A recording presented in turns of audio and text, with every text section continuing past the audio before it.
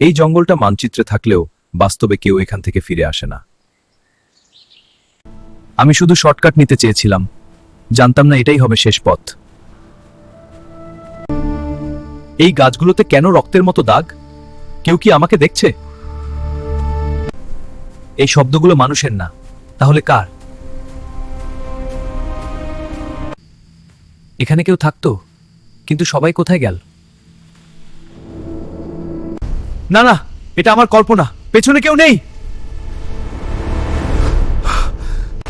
জঙ্গলটা জীবিত, এটা আমাদের শিকার করে। দয়া করে আমাকে দাও, আমি আর ফিরবো না। এটাই সেই অভিশাপ।